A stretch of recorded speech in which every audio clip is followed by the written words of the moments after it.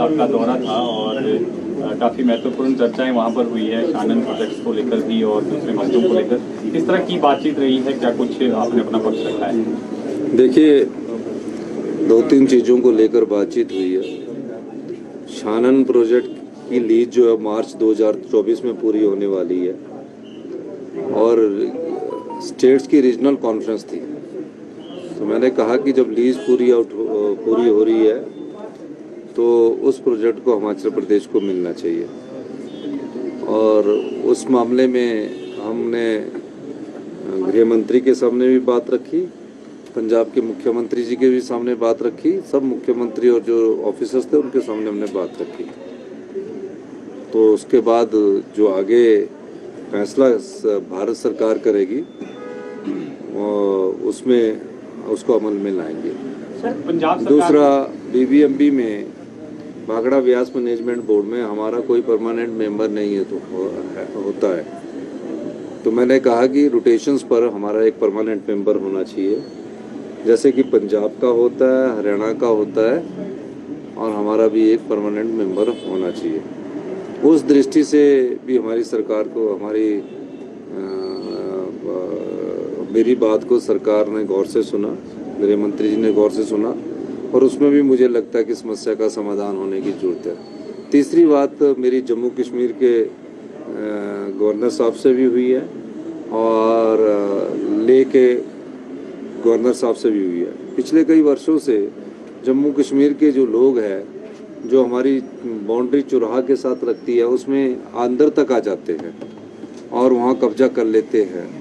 तो हमने कहा कि एक तो जो सर्वे ऑफ इंडिया है उसकी मैपिंग होके ये लग जाए, और दूसरा जो सरचू के पास अंदर को आते हैं लेह से, जो उनकी बाउंड्री लगती है, उसके बारे में मेरी बात हुई। तो मुझे दोनों लेफ्टिनेंट जनरल गवर्नर ने ये कहा है कि हम इस मामले में आपने होम एडवाइजर को भी बोल दिया है, और मुझे लगता है कि इस प्रकार की वारदात है जो पिछले कई सालों से होनी है, उसको रोकने की बात की है।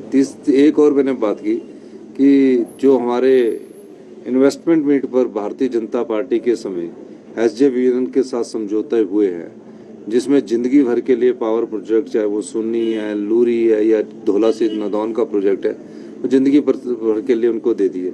उसमें जो 12% फ्री रॉयल्टी की बात हमने कही है कि वो 12% फ्री रॉयल्टी जब हम और प्रोजेक्टों में ले रहे तो ये भी हमको मिलनी चाहिए, और 40 साल बाद वो प्रोजेक्ट हिमाचल को वापस आना चाहिए। मकसद ये है कि 40 साल बाद की जो युवा पीढ़ी है उसको वो आत्मनिर्भर हो और सामर्थ हो। अब हमारे को जो उन्होंने इन्वेस्टमेंट एग्रीमेंट किए उसमें लाडा भी नहीं दिया, और जो GST हमको मिलना था वो भी उन्होंने ख़त्म कर दिया। तो GST मिलने में जो हमारा पानी और हमको ना मिले, तो उस मामले को भी मैंने उस फोरम पर उठाया है। और चौथी बात मैंने कहा कि स्पेशल रिलीफ पैकेज जो है उसको आप करिए। स्पेशल रिलीफ पैकेज नहीं करना तो जो हमने अभी भारत सरकार के जो डिजास्टर्स के नॉर्म्स होते हैं, केंद्र सरकार के डिजास्टर के नॉर्म होते हैं, उसके हिसाब से हमने 10,000 करोड़ रुपए के उनके नॉर्म्स के हिसाब से जो हमने डैमेज है उसको भेजा, तो उसके हिसाब से हमारा तकरीबन 1500 और 2,000 करोड़ मिलता है। वो तो दे दीजिए, वो तो हमारा बनता है। तो 2 बार तो केंद्रीय टीम आ गई है, तीसरी बार भी आप हमारे को केंद्रीय टीम अब 28-29 को आने वाली हो, तो वो तो दे दीजिए।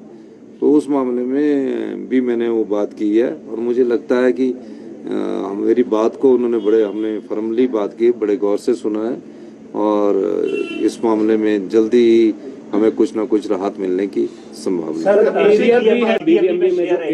काफी टाइम से लंबित है। बीबीएमबी में शेयर वो भी 4,000 करोड़ से ज्यादा है, उस पर कोई बातचीत हुई? नहीं, वो भी मैंने कहा कि 7.19% का हमारा जो जनसंख्या के आधार पर शेयर बीबीएमबी में मिलता है, एक तो उसका एरियर हमारे को दीजिए जो 4,000 करोड़ रुपया है, और हमारा ये तो शेयर है, उसके अलावा हमारे को 12% फ्री रॉयल्टी भी बीबीएमबी से मिलनी चाहिए। सर, जो नशे का व्यापार बढ़ रहा है सर, दोनों राज्य चिंतित है, तो इसको लेकर भी बात हुई? सभी राज्य चिंतित है और उसके लिए सख्ती से निपटा जाएगा। हवाई सेवाएं सर अमृतसर से कुल्लू और अमृतसर से शिमला शुरू हो रही है, उससे भी पर्यटन को पंख मिलेंगे, क्योंकि अभी पर्यटन को पटड़ी पर लाना ही हमारा उद्देश्य है। सर केंद्र से मांग की है 12,000 करोड़ की, आपकी नहीं मिली है, अपना स्पेशल राहत पैकेज नहीं, समझिए 12,000 करोड़ का जो नुकसान होता है केंद्र के नॉर्म्स है, उस केंद्र के नॉर्म्स के हिसाब से हम उसको भरकर भेजते हैं।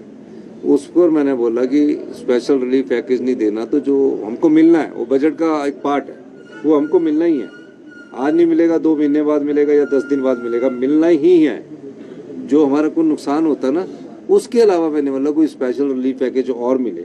जैसे 2,000 करोड़ है तो उसमें हमको लगता है 1,200 करोड़ है, तो हमको लगता है कि 2,000 करोड़ तो हमको मिलना ही है। और कट मार देंगे, 1,500 कर देंगे, और कट मार देंगे, 1,200 कर देंगे। लेकिन उसके अलावा अगर आप स्पेशल रिलीफ पैकेज देते हैं तो उस रिलीफ पैकेज के माध्यम से हम लोगों की अच्छी सेवा कर सकते हैं। नहीं तो केंद्र सरकार के नियमों के अनुसार ही वो धन खर्च होता है, जिसमें 1.25 लाख रुपया 1 किलोमीटर सड़क की रिपेयर के लिए मिलता है। सर राज्य सरकार अपना कब करेगी सर? क्योंकि आपने राज्य कहा था- सरकार का अभी जो स्पेशल रिलीफ पैकेज है, मेरी अभी बैठक होने वाली है। हम तो अपने संसाधनों में कटौती कर कर भी, अपने आय के साधन कम करके भी हम आपदा प्रभावित परिवारों के घर बसाएंगे।